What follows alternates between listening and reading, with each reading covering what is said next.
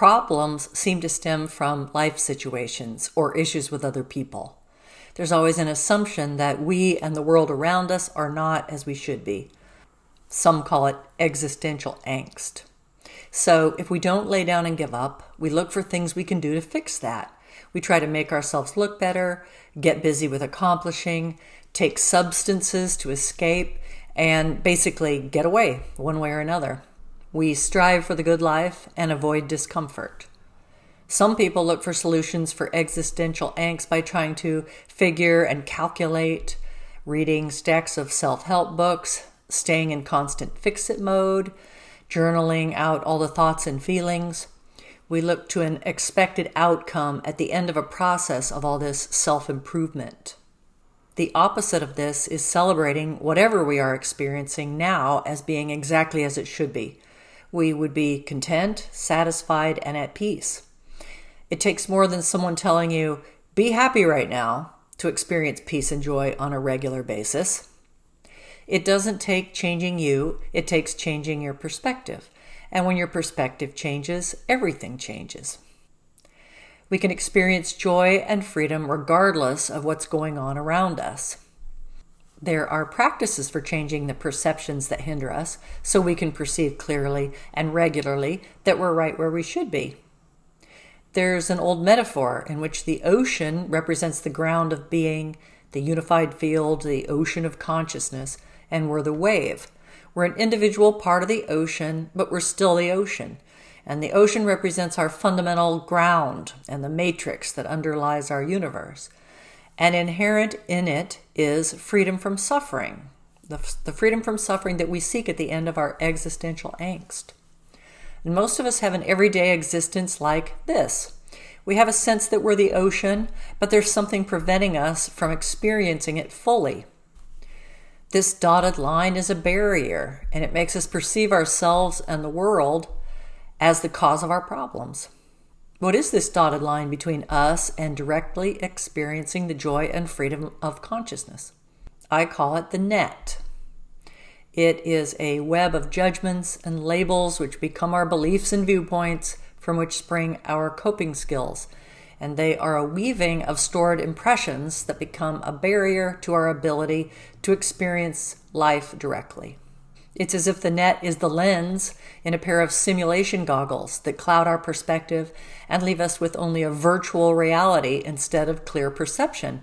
If we had unhindered sight, we'd see our true nature and know that we are the ocean and the wave. The net has places with a tight weave, where our stored impressions affect our perspective to the point that we have blind spots. They are our habits, strongly held opinions, attachments, and unhealthy tendencies. And as a general term, I like to call them blind spots because it's not judgmental. It suggests an issue that can be resolved with restored vision. And there are lots of words for blind spots, and we can use whichever one works for us and let others have theirs. The answer to our problems is to remove those goggles, or at least start thinning out the blind spots so we see that we're not just the wave, the lone agent navigating reality with our will and our wits. It doesn't mean ups and downs won't happen in life, but when we know we're part of the great pattern, we may have pain, but we don't suffer. We see all happenings as either a blessing or a lesson.